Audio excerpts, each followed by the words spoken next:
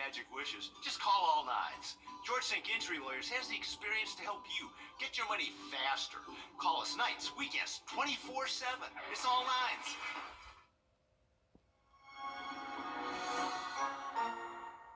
Trust meteorologist Mikkel Hannah Harding for your first alert. Live from Augusta, you're watching News 12 live at 5. Presidential hopeful Nikki Haley made a pit stop in her hometown of Bamberg today. We're just a week and a half away from the Republican presidential primaries in South Carolina. Many political experts say this is Haley's last stand if she wants a chance at winning the Republican nomination. Sydney Hood was there today in Bamberg with what Haley had to say. Bamberg hasn't forgotten Nikki Haley, but the question is, will voters remember her name when it comes time to head to the polls? She couldn't begin today without acknowledging all that the town's been through. You can see the damage from that EF2 tornado behind her still very visible downtown. She mentioned this town taught her strength, and she believes that's what's going to take her all the way. She noted that when she entered the race for president, there were more than a dozen people. Now it's between her and former President Trump. She presented herself as a new and fresh generation and says it's time for that change. Progress is always essential, but there is a faction to humanism that we're not emulating, and we have to begin to do that again. I don't care. I've got to go back to Florida right now, but I'll be back. I'll go wherever she wants me to go with her. She hasn't asked me to do this. I'm doing this for her. You had people from right here in Bamberg all the way down to Florida that came out to see Nikki Haley today. Hear what they had to say about her visit, all new on News 12 at 6 o'clock. On the legal front today, former President Donald Trump's attorneys have asked the Supreme Court to hit pause on a lower court's ruling which rejects his claim of presidential immunity. This is for his actions leading up to the U.S. Capitol riots on January 6. The justices have given special counsel Jack Smith a week to respond to Trump's request before they make a consideration. Former President Trump will be in North Charleston tomorrow for a rally. Switching gears to weather now as we check in with First Alert Chief Meteorologist Riley Hale. Riley, looks like we're finally starting to dry up here. Drying out today, Will, and bringing back some sunshine. And after a pretty windy night, we did have some very gusty winds late last night through early this morning. Here's a look at our top wind gusts across the area. So Bushfield, the top spot, 41 miles per hour. Same thing up in Wilkes County in downtown Washington. Aiken not far behind at 40, many spots upper 30s. So luckily the wind has started to calm down, currently speaking, here this afternoon. But still just a little bit gusty out there. Wind still sustained between 10 to 15 miles an hour, but wind will start to calm down for the rest of tonight. All thanks to high pressure building in tonight. So this is going to bring us fairly clear skies, good calm wind, so a good recipe to see some cold temps, most likely down to the 30s late tonight. We do have some high school baseball going on tonight. If you want to head out to SRP Park, we do have a doubleheader of Aquinas taking on ARC. The first game just started at 5. Second game's going to start after that, most likely approximately around 7 p.m. But tickets are $10. Should be a great night out there at SRP Park along the river. Temps will be a little bit cool in the 40s later this evening if you're stepping out. So just make sure you have the jacket, but clear skies, and that wind not going to be much of a factor out there late tonight. It is going to be a cold night, down close to freezing. I think we stayed just shy of it. Have a look at the rest of the forecast in just a bit. Let's get a quick update on your First Alert traffic. And now, First Alert traffic.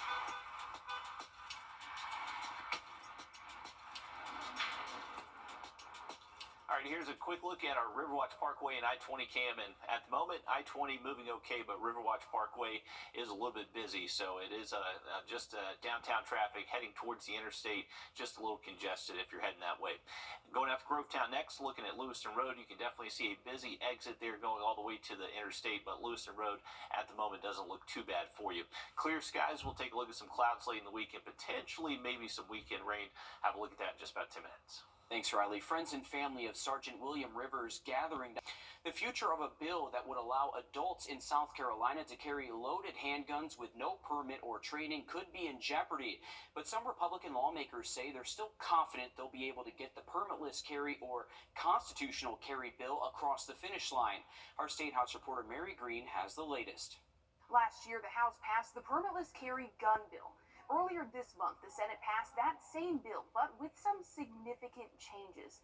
That now sets up a potential showdown between the two chambers over what this legislation will look like in the future. After deliberation with the caucus, we decided this was the best bet to get this policy pushed across. On Tuesday, the House voted to reject the changes the Senate made to the permitless carry bill and revert it back to what they passed last year. Under that, the bill would get rid of existing training and permitting requirements people must complete to carry handguns. Guns would still be banned in the same places they're currently not allowed, including schools, churches, and courthouses, and people could still obtain a concealed weapons permit if they wanted. The Senate's version also included that, but senators amended the bill when they passed it earlier this month to offer optional free training twice monthly in every county and to enact tougher penalties for people who don't have a permit and are caught carrying a gun where it's prohibited. Here's what Senate Majority Leader Shane Massey said after his chamber approved the bill. That provision, it was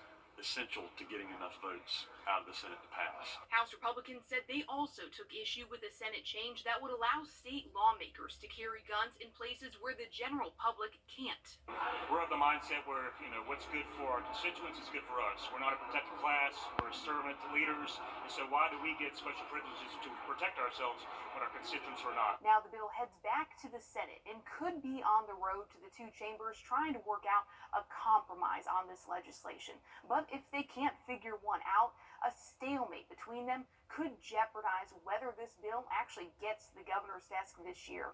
Reporting from the State House, I'm Mary Green.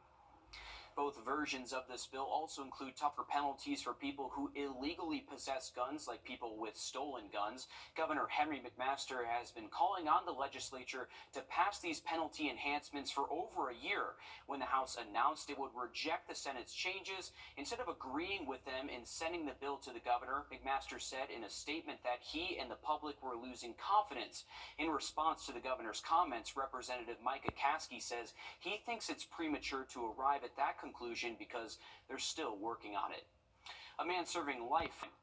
Flight attendants in Atlanta are taking part in what's being called the largest flight attendant action day in history. More than 2/3 of flight attendants from Southwest Airlines, American Airlines, United Airlines, Alaska Air, and Frontier are negotiating for more pay with benefits like other aviation workers. Flight attendants at Charlotte's airport are also participating. Well, brought back to life from the brink of death. That is one Georgia man's amazing story. Coming up, how close he came to death and the unlikely scenario that brought him back. Riley? Well, tomorrow is Valentine's Day. If you have any big plans for your big date, we are going to take a look at that forecast for you coming up just after a short break. Time and temp. Brought to you USA.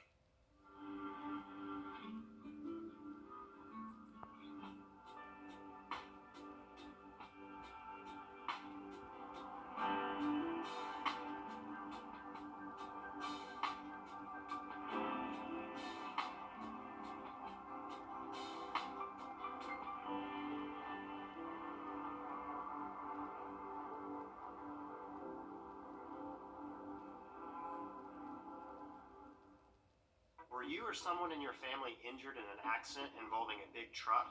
Chances are, while you were at the hospital, the insurance company was already on the scene with lawyers and crash experts trying to build a case against you. You need a skilled legal team on your side, and you need it immediately. I'm Austin Jackson. My law firm has experience, resources, and experts of our own to get you the results you deserve. Injured? Call Austin Jackson, the Augusta guy. 706-724-7224. Raise your mugs, Mix fans. Become a member of the Morning Mix Mug Club. Sponsored by All Weather Heating and Cooling. Head to WRDW.com/Morning Mix to win a Morning Mix mug. And tune in every Wednesday to see if you're a winner. The Morning Mix Mug Club, enter to win today. Brandsmart USA's President's Day sale is going on now. At USA.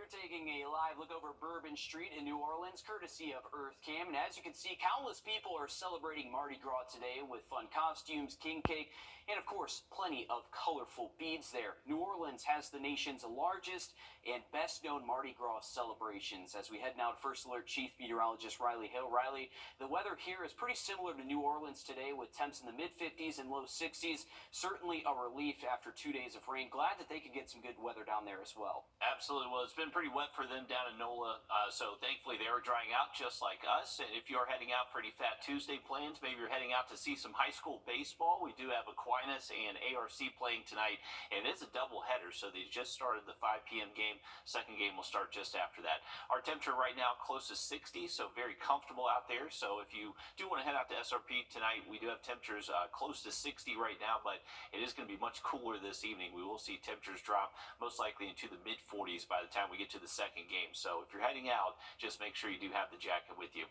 Tomorrow is Valentine's Day. If you are going to be heading out and about throughout the day, we are expecting plenty of sunshine, a little bit of a cold start to the day. So we are expecting temps to be waking up in the mid-30s, afternoon highs tomorrow most likely at least into the low and even mid-60s in a few spots. Plenty of sunshine out there tomorrow during the day. If you're heading out for date night tomorrow night, we are expecting temps to be on the cooler side, most likely mid-50s by around 6, and then a little bit later tomorrow evening we'll dip back down to the mid-40s. So not overly cold, but still enough of a chill out there. You'll definitely want a jacket. Here's a look at our radar network. We do have high pressure building in from the west, so that's what's going to help clear out our skies for the next couple of days and bring us some nice temperatures as well. So currently near 60, temps will fall into the 30s late tonight, early tomorrow morning. Generally seeing a lot of sun throughout the day. Wednesday, not going to see too many clouds out there. And then throughout the day, Thursday, maybe a passing cloud at times throughout the days, but generally sunny skies. Only difference Thursday is that temperatures will start to feel a little bit warmer for us.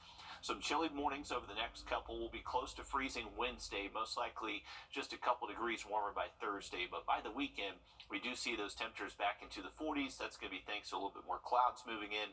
Potentially maybe some rain Friday night to Saturday. Doesn't necessarily look like a complete washout by any means for your plans on Saturday, and by Sunday most of that rain is moving out. Now there is a little bit of some model discrepancy going on. So the European model keeps us fairly dry across the area through Saturday.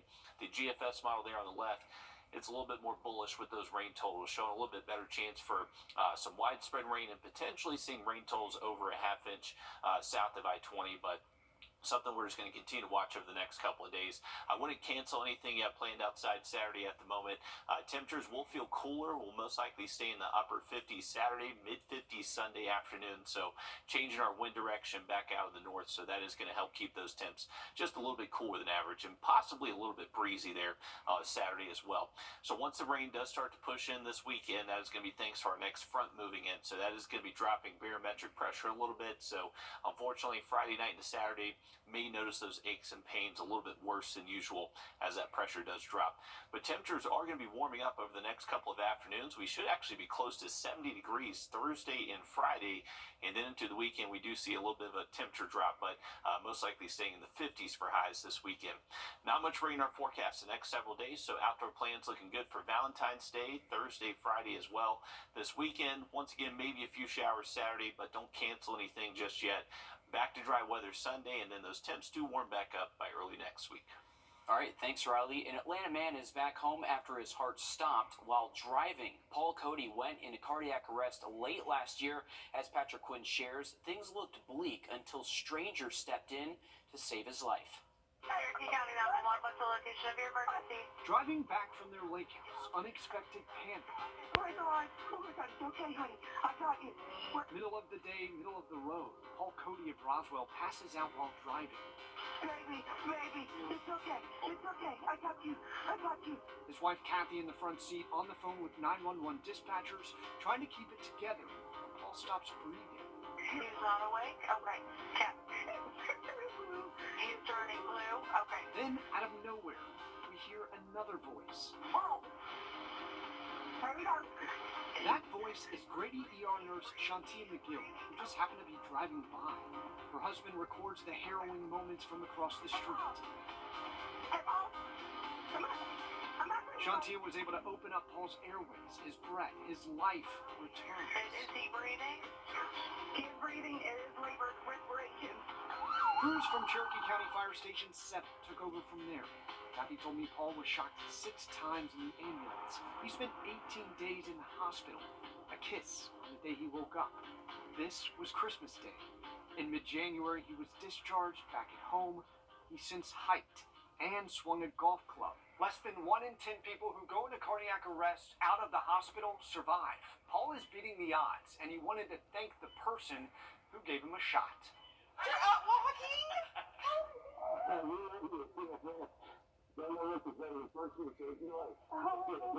By day, Shantia McGill is an ER nurse at Grady Memorial Hospital. She credited her fast work roadside with the training she received both in the Marines and at Grady. The nurses that have taken the time to train me, I'm not gonna lie, I went up to them and I gave them hugs. I said, thank you. I said, I actually knew what to do. Yeah. That training paid off. Paul has lost all memory of that day. Shantia filled in the blanks. And and I said, hey, Paul, welcome back, bud. In a touching moment, Shantia turns to Kathy, who remembers the day as absolute dread. But Shantia stressed it was Kathy's poise that helped save her husband. I'm so proud of you. That's the one thing I told people afterwards. I was like, at the end, you grabbed a hold of me and you said, you did so good. And Paul just turned 60. He has 4 kids, 3 grandkids, and a renewed sense of purpose centered around giving back. After a stranger on a rural road gave him his life back. We're just so grateful. I mean, wow. That's where it started. I mean, the whole miracle started when you showed up in the car. Oh, and one final matter for Paul, Kathy, and Shantia, now forever linked. Thank you.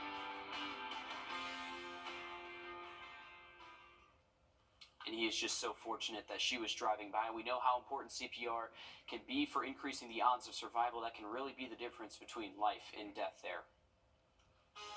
A developing technology to help patients heal. The robotic exoskeleton guiding people to use their bodies again. That's coming up. First Alert Radar, powered by Jim Hudson Automotive Group. Let's cry!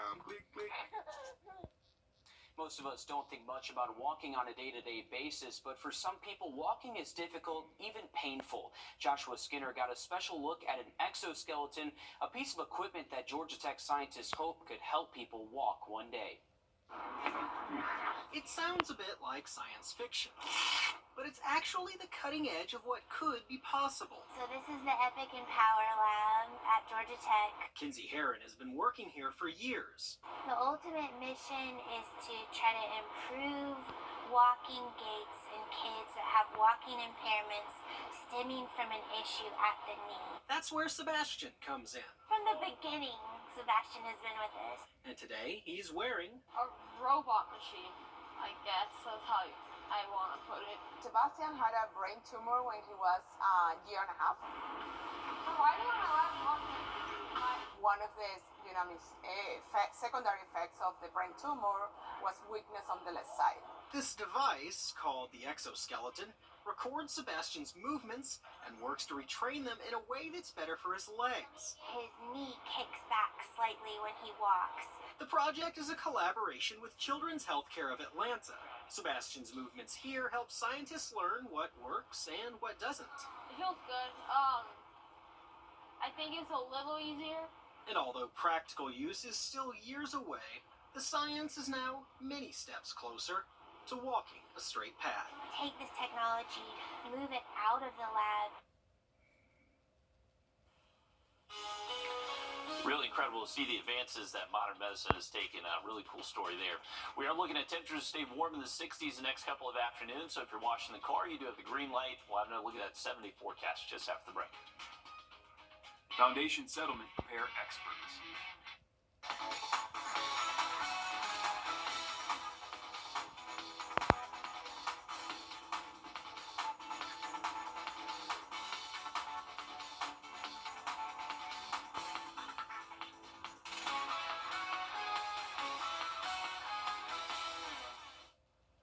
welcome back, folks. A beautiful night for some high school baseball. Looking at our dugout cam from our SRP Park camera, we have Aquinas taking on ARC tonight. Just wrapped up the top of the first, so they just started game one. They're actually going to have a doubleheader tonight, so game two will start after this.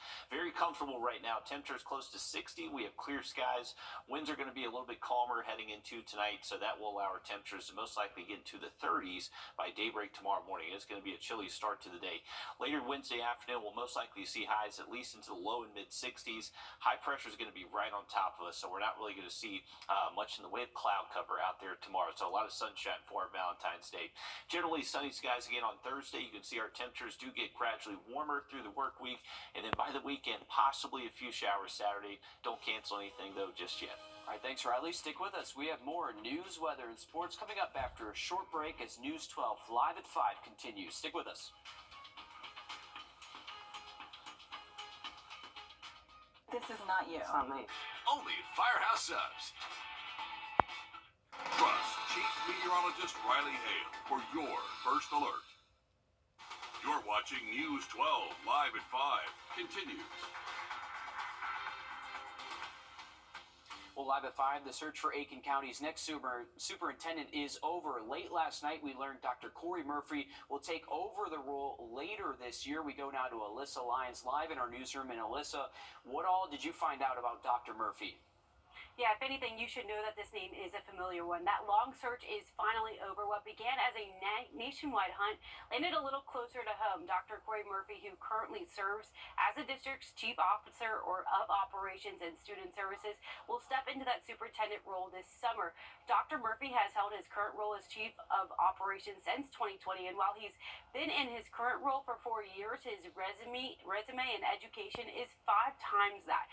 He's worked in all quarters of the state, Columbia, Beaufort, and Great Falls. Dr. Murphy serves in the U.S. Army Reserve and has more than 20 years of military service.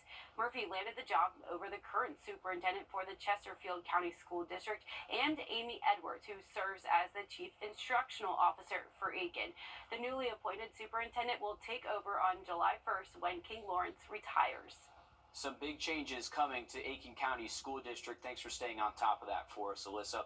Switching gears to weather now as we take a live look outside over Beach Island. Great to see that sun out today as we check in with First Alert Chief Meteorologist Riley Hale. A lot of people have plans for Valentine's Day tomorrow. How's the weather looking for us? The weather's looking great. Well, we should see just as nice a day out there tomorrow as what we're seeing out there right now, and possibly even a little bit warmer as well. Temperatures today did get up to around 60 for high temps. You can see blue skies from Augusta to Aiken all the way up to Clarks Hill and Edgefield out there this afternoon. So a beautiful end to our Tuesday. It was a little bit breezy out there to start off the day. We actually did have some winds gusting to around 40 miles an hour here in Augusta. Up in Wilkes County, Aiken wasn't too far away, and many spots did see those gusts at least into the mid and upper 30s, so you may have been woken up late last night by that wind passing through. It's been a little bit calmer afternoon out there for us. We're still seeing sustained winds around 10 miles an hour here in Augusta and Aiken. That wind threat will start to calm down even more, though, through this evening and tonight. Once we continue past sunset, temperatures will drop pretty quick, most likely mid-40s by 8 o'clock, and then getting close to the 30s by around midnight. I would imagine we do see many spots get close to freezing by tomorrow morning, just a little bit shy of it. I would imagine most spots bottom out to the mid-30s heading into tomorrow morning. Much more on the rest of your forecast in just a bit. Let's get a quick update on your First Alert traffic. And now, First Alert traffic.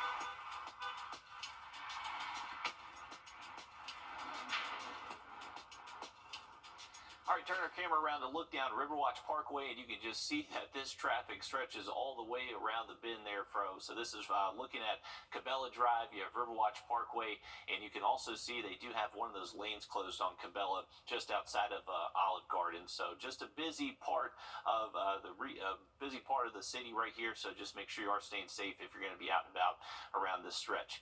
Going out to Grovetown next, looking at Lewiston Road, and you can see another busy spot there off the interstate. Lewiston Road at the moment doesn't look too congested, though. Beautiful conditions out there today. We'll see how long this nice air sticks around coming up in that full forecast. Thanks, Riley. An Augusta club could have its alcohol license revoked after a deadly shooting last month.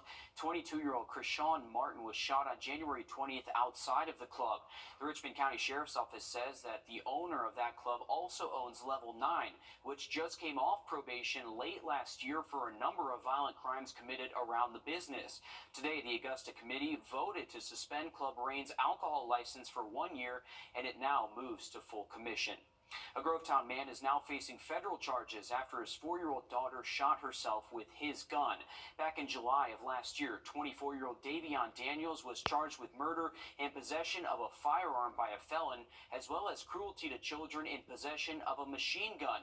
Authorities say 4-year-old Phoenix Daniels shot herself last May after Daniels put the gun on the floor near his daughter. Now Daniels is facing charges on the federal level for illegal possession of a machine gun and possession of a firearm by a convicted felon. The Barnwell County Sheriff's Office is searching for this man. They say Michael Gene Still was seen at Colony West Apartments in Barnwell last Tuesday. Investigators say he's 6'2", 275, with brown hair, glasses, and some facial hair. Call the Barnwell County Sheriff's Office if you know where he is. Investigators are also offering a $300 reward. South State Bank is investigating what it's calling a cybersecurity incident. They found it last Tuesday. The company says it responded and is taking steps to disrupt it. Now a cybersecurity firm is on the case, and banking regulators and law enforcement are aware. South State says that they're not sure how the breach will impact the bank financially. Happening now in Columbia County, voters are deciding who will be the next Georgia State Representative for District 125. Polls close at 7 this evening, so you still have some time to get out there and cast your ballot. If you have not, more than 800 people have already cast their ballots during the early voting period. We'll let you know how the results come in this evening. A full list of polling locations can be found on our website, WRDW.com. Tonight, Georgia lawmakers are debating cutting ties with the top national library organization, which offers grant money and resources to public libraries across the state. Our State House reporter Abby Kasoris breaks down the battles over books. In my hands, I have Senate Bill 390. Senator Larry Walker authored the bill after a library in his own district received a $20,000 grant from the American Library Association. He says that grant stipulated the money had to be spent on books that included diverse or LGBTQ topics. There's a certain age where, learning about other sexual lifestyles is important. I mean, you're not going to be able to shield young people from that forever, but there's a certain age where it's appropriate and where it's not, and that's up to the parents. Walker says the ALA is pushing a radical agenda on kids. They elect their president. Their current president is a self-described Marxist. Librarians here in Georgia have to get accreditation from the ALA. The nonprofit also offers resources and grants to fill shelves with books. The ALA put out this statement opposing the bill, saying it limits free speech. The proposed Georgia legislation is based on false narratives that would restrict ALA and its resources for no valid reason. The grant that Senator Walker is speaking of was privately funded for electronic books. And what's more, they weren't for children. They were for adults and our older YA populations. Tracy Nance with Mothers Voices for Honest Education is here at the Capitol to speak if the bill goes for a vote. It's terribly important that our kids have a space to seek out that information, especially during these highly trying political times when sometimes they're not sure where they're going to get accurate information. Georgia is one of 8 states considering cutting ties with the ALA. Senator Walker said he's adding an amendment that will allow for librarians to get accreditation through the state's licensing board. Once that amendment is added, he says the bill could go for a vote. In Atlanta, I'm Abby Kasoris. Thanks, Abby. If you're older than 30, chances are you learn how to write cursive in school. Since 2008, cursive has not been required in South Carolina classrooms. But now a bill is making its way through the State House that would require it to be taught once again. The bill would mandate teaching cursive in public schools from 2nd to 5th grade. We'll continue following this story and let you know how that bill progresses. Well, you may have spotted a stray dog roaming around the outskirts of Edgefield. Turns out she has a lot of people looking out for her. We'll share her story coming up next. Riley. Well, it's been a beautiful Tuesday and looking to stay just as nice for our Valentine's Day and looking to remain mostly dry until we get to the weekend. We'll have that full forecast coming up. time and Following heavy rain Sunday and Monday, Augusta was not the only area seeing widespread flooding. This is video showing what drivers in the Atlanta area had to deal with. Rain also causing trees to fall, which damaged homes and left hundreds without power last night. And in southern Georgia, some areas reported up to 9 inches of rain. We do not miss that weather as we check in with First Alert Chief Meteorologist Riley Hale. We're hoping to stay dry. Great day for baseball there behind you as well. Absolutely. Well, brought back some sun today, and that should stick around over the next several days. So some nicer weather as we finish off the work week. A beautiful afternoon for some baseball. We actually have the high school showcase going on at SRP Park tonight. Aquinas is taking on ARC, and this is game 1 of a doubleheader. So game 2 will start after this. Should have a nice evening up ahead for SRP Park. Right now our temps are close to 60, but they will drop quickly once we get past sunset here just after 6 o'clock. So comfortable out there now, but we'll see temps drop into the 40s most likely by the time we get to that second game time. And Valentine's Day is tomorrow. Hopefully you got a gift for your Valentine out there tomorrow. We do have a nice forecast. We're going to see a lot of sunshine. It's just going to be a little bit of a cold start. We'll wake up in the 30s. Afternoon highs will hit the mid-60s tomorrow afternoon. So a beautiful day. Should see generally just sunshine and bluebird skies out there throughout the day Tuesday. If you're heading out for date night tomorrow night, those temperatures will be relatively cool. We'll be in the mid-50s by around 6 o'clock for sunset, and then dropping down to the 40s. So just enough where you definitely will want a light jacket if you're heading out for Valentine's Day tomorrow. High pressure is going to be moving in from the west, and this is what's keeping us dry over the next several days. And we are expecting just generally sunny skies for our Wednesday, Thursday. Temperatures will not be too far away from average tomorrow, but morning temps are going to stay away from the freezing mark for the rest of the week. It's not until next Monday we should actually get below freezing. So it is going to be a little bit cool out there the next couple of mornings, but nothing that's too unusual for wintertime here in our parts of the country. Rain chances, those remain slim through Friday, but Friday night to Saturday, our next front is showing up. Could bring us a few showers, nothing that really looks significant in the way that you will need to cancel anything, but both our models here are showing the chance for rain showing up Saturday. Doesn't necessarily look like a ton, but you can see there is a little bit of a discrepancy between the two about who sees the heaviest rainfall. So European model keeps it mainly in our northern counties, whereas the GFS model brings a little bit heavier rain to our southern counties. So where that line ends up may be tweaked a little bit over the coming days, but looks like Saturday is going to be our day. If any, we do see some rain out there. Temperatures will feel cooler for the weekend, so the next couple of afternoons we'll see highs in the 60s, possibly close to 70 Thursday and Friday. Those highs will be about 10 degrees cooler Saturday and Sunday. So switching our wind direction out of the northwest, and Saturday could be a little bit breezy along with that chance for rain with winds back between 10 to 15 miles an hour. With the chance for rain this weekend, that means our pressure is also dropping. So unfortunately, aches and pains could be just kind of increased a little bit once that rain does start to show up late Friday. Here's a look at that 7-day forecast. If you have Valentine's Day plans, once again, nice day out there tomorrow. A little bit warmer Thursday and Friday as some clouds do start to show up, and then possibly a few showers by Saturday. All right, thanks, Raleigh. If you've looked closely on the outskirts of Edgefield, you may have seen a dog roaming around. Will Volk investigated how this dog became an employee at one local company. Helen is living her best life. I come out here and watch it sometimes, and I'm like, I want your life. Raj Condor works at Trantec along Highway 25 in Edgefield. For a couple years, he's been watching her roam around this area, checking out everything there is to see. He knows this is where she wants to be. She probably came from a bad environment and escaped, and then she was out of rescue and escaped. So it goes to tell you, the dog does not want to be cooped up anywhere. Helen is skilled at avoiding capture. She never lets anyone get too close. You can see she's always keeping an eye on me, making sure I'm not up to something. Someone tried giving her a doghouse, but she prefers to stay out in the elements. Local businesses make sure she's taken care of. At Trantec, they give her food, water, and sometimes medicine. After we realized that she was pretty much becoming a company dog, she was never going to leave. We just made her official for her. Helen is Trantec's first dog employee, but she hasn't gone to pick up her badge yet. She's too busy living life. In Edgefield, Will Volk, on your side. And you may be able to see Helen on the outskirts of Edgefield near the fast food restaurants and car dealerships. Trantech says they'll consider it trespassing if you go on their property trying to trap her. People are falling in love with scammers. How does that happen? I'm Jamie Tucker coming up with a look at con man Casanovas and the red flags to watch for. First Alert Radar, powered by Jim Hudson Automotive Group. Are you turning 65 soon? At 64 Insurance Group, we know how confusing Medicare can be. Let us guide you through the entire process. And by the way, you don't pay a penny for our services. Don't wait until you're 65 to call. For you64.com. I'm Phyllis Salazar with First.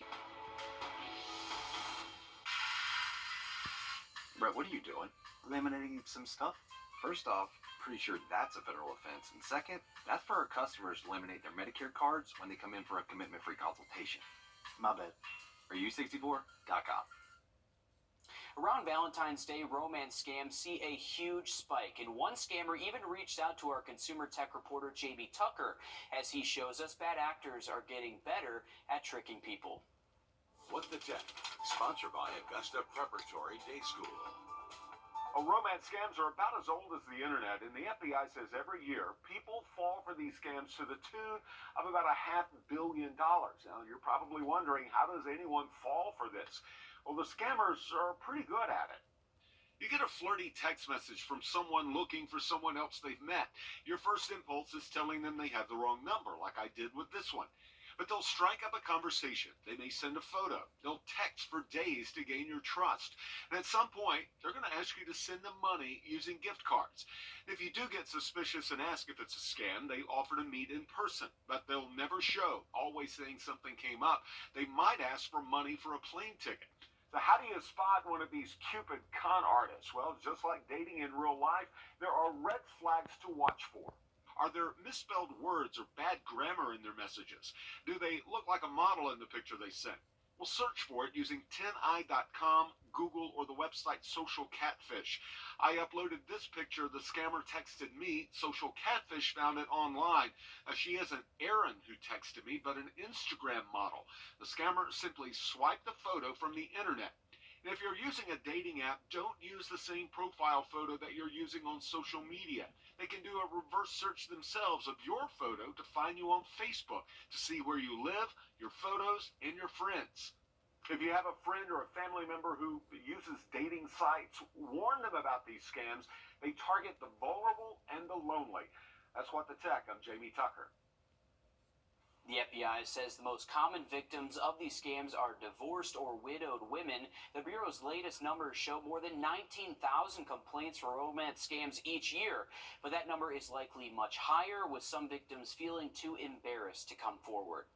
A new research vessel is exploring Georgia's waterways in a way that we've never seen before. The RV Gannet is set to explore Gray's Reef National Marine Sanctuary, which is like a national park but underwater.